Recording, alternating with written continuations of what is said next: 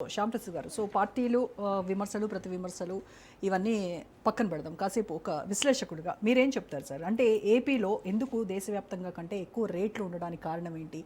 ఈ పన్నుల లెక్కలు ఇవన్నీ ఏంటి? అంటే మునుపటి ప్రభుత్వం చేసినటువంటి తప్పిదమా, లేదు అని అంటే కూటమి ప్రభుత్వ వైఫల్యంగా చూడాలా ఈ పెంపు అనేది? రోజా గారికి, మోహన్ రెడ్డి గారికి, పార్సారథి గారికి, విజయ్ గారికి, రాజ్ టీవీ వీక్షకులకి అందరికీ నమస్కారం అండి.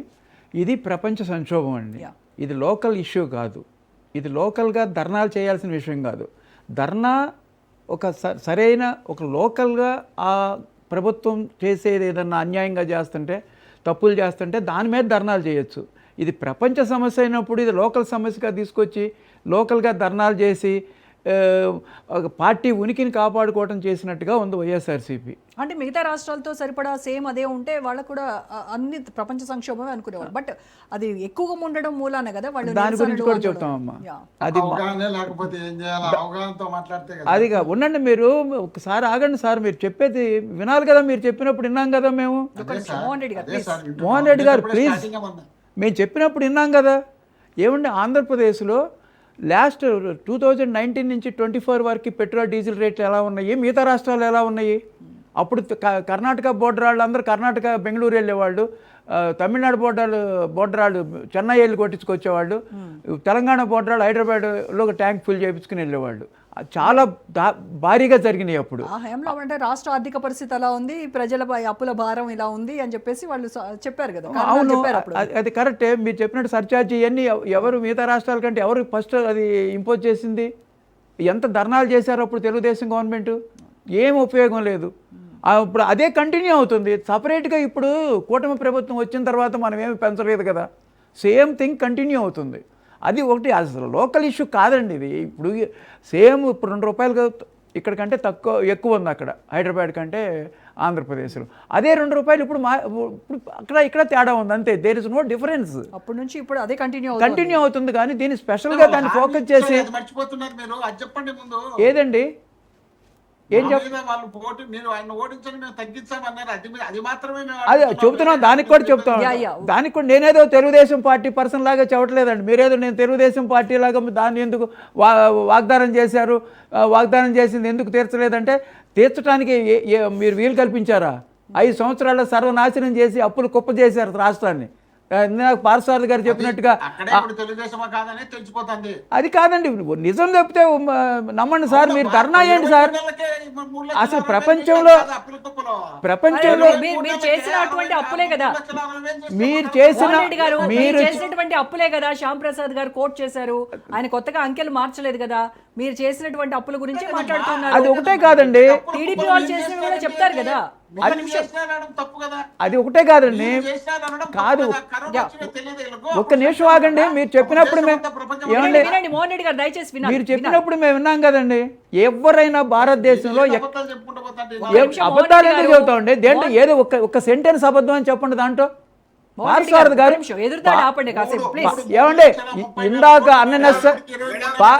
ఏమండి పార్సారథి గారు చెప్పినట్టుగా పార్సారథి గారు చెప్పింది ఏమండి కొంచెం ఆగండి సార్. చెప్పండి ఇందాక పార్సారథి గారు పర్ఫెక్ట్ గా చెప్పారు. తర్వాత అందరూ టాపిక్ డీవియేట్ అయ్యారు. అసలు విషయం ఈ పెట్రోల్ డీజిల్ ధరలు, దాని చర్చ ఇది మనం మాట్లాడుకోవాల్సింది. ఏ రాష్ట్రంలోనైనా సరే ధర్నాలు చేశారా? ఏ కంట్రీలోనైనా ధర్నాలు చేస్తున్నారా? అమెరికా దగ్గర నుంచి, యూరోప్ దగ్గర నుంచి, పాకిస్తాన్ దగ్గర నుంచి అన్ని దేశాల్లోనూ పెట్రోల్ డీజిల్ బాగా పెరిగిపోయినాయి. అసలు ఆ సమస్య ప్రపంచ సమస్య. అది అందరు నవ్వుకుంటారు ఆంధ్రప్రదేశ్ని చూసి. ఆ ధర్నా చేసి వాళ్ళ ఉనికిని కాపాడుకోవాలని చేస్తున్నారు. కానీ మీరు ధర్నా చేయాల్సింది ఎప్పుడంటే, ఇప్పుడు మెడికల్ కాలేజెస్ ఉన్నాయండి. అది పులివెందుల మెడికల్ కాలేజ్ అయిపోయింది. దాన్ని ఓపెన్ చేయించండి. దానికి అడ్మిషన్స్ కోసం ట్రై చేయండి. అలాంటి వాటి కోసం ధర్నా చేయండి. వాళ్ళ అలాంటి ఏమండి అలాంటి పబ్లిక్ ఇష్యూస్ కోసం చేయండి. అది ఇంపార్టెంట్. అంతేగాని ఇది ఎక్కడో ప్రపంచ సమస్యను తీసుకొచ్చి ఆ లోకల్గా మీరు చేయటం ఏంటండి? అన్ని చోట్ల ఉన్న సమస్య. అందరూ నవ్వుకుంటున్నారండి. ఏమి ఆంధ్రాలో ఏమీ పెరగదు. ఏమండి మోహన్ రెడ్డి గారు, ఆంధ్రాలో ఎంత పెరిగిందో హైదరాబాద్లో అంతే పెరిగింది. కర్ణాటకలో ఎంత పెరిగిందో మిగతా చోట్ల అంతే పెరిగింది. ప్రపోర్షనేట్గా పెరిగింది. అంతేగాని సపరేట్గా ఏమీ పెంచలేదు ఆంధ్రాలో. అంతేగాని ప్రపంచ సమస్యను తీసుకొచ్చి ధర్నా చేస్తుంటే అందరు నవ్వుకుంటున్నారు ప్రజలందరూ. ఏ రాష్ట్రంలో చేయట్లా, హైదరాబాద్లో చేశారా? ఎవ్వరు చేయట్లేదు. రేవంత్ రెడ్డి స్టేట్మెంట్ ఇచ్చాడు, అంతేగాని ఏ స్టేట్లోనూ చేయట్లా. అందరూ అర్థం చేసుకున్నారు. ఒకవేళ కాదండి రేట్లు పెంచలేదు, ఇవాళ పెట్రోల్ దొరకలేదనుకోండి, మీరు ₹1,00,000 ఇచ్చిన లీటర్ దొరుకుద్దా? ఇది ఫాజిల్ ఫ్యూల్, రెన్యూవబుల్ ఎనర్జీ కాదు ఇది. ఒకవేళ మెటీరియల్ దొరికితే మనకి రేట్ల గురించి ఆలోచించుకోవచ్చు. 2 months ఇదే సంక్షోభం కనుక కంటిన్యూ అయిపోయింది అనుకోమ్మా, అసలు పెట్రోల్ డీజిల్ దొరకదు. ప్రపంచం సంక్షోభంలో ఉంటుంది, స్తంభించిపోద్ది. ఒక్కసారి మోహన్ రెడ్డి గారికి నేను చెప్పేది ఏంటంటే, పిఎం గారు చక్కటి సజెషన్ చేశారు ప్రజలందరికీ. సెల్ఫ్ డిసిప్లిన్ పాటించండి, కార్ పూలింగ్ చేసుకోండి, వెహికల్ తక్కువ వాడండి.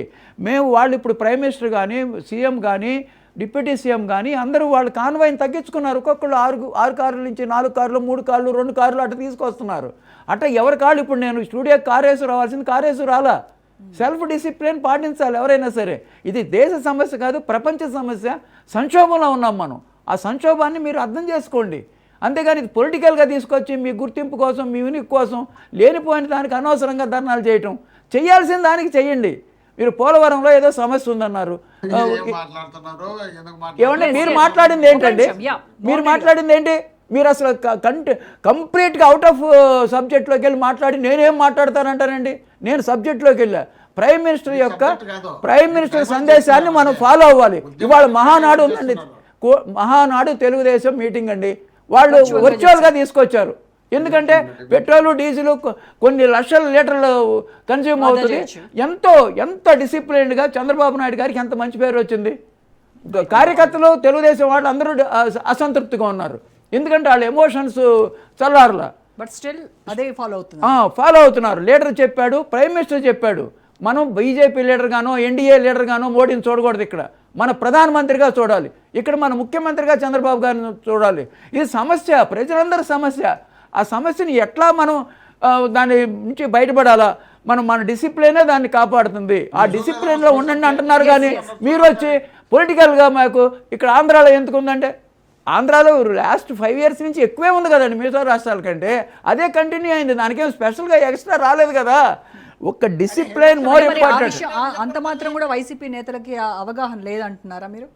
ఉందండి, కావాలని రాజకీయం చేయాలి. హయాంలో ఏదైతే తేడా ఉందో ఆ ₹2 మిగతా రాష్ట్రాలతో కంపేర్ చేసినప్పుడు అప్పుడు ఎక్కువే ఉంది. అవును, అదే ఇప్పుడు కంటిన్యూ అవుతున్నారు. మీరు అదే చెప్తున్నారు, మిగతా నేతలు. అందరికీ మోహన్ రెడ్డి గారు ఎందుకు ఇది కావాలని డెలిబరేట్గా వాళ్ళకి రాజకీయ ఉనికి కోసం చేస్తున్నారు. వాళ్ళకి ఏదైనా ధర్నా చేయడానికి ఒక సమస్య కావాలి. సమస్యలు లేవు ఆంధ్రప్రదేశ్లో, చక్కగా పరిపాలిస్తుంది కూటమి ప్రభుత్వం. రైతు సమస్యలు ఏమండి? ఎవరికి ఇబ్బంది ఉందండి? ఇది మంచి ప్రభుత్వం. ఏమండి మీరు సహకరించే కదా వాళ్ళు చలో మామిళ్ళపల్లి రైతుల దగ్గరికి కూడా వెళ్ళి నిరసన చేస్తా ఉన్నారు.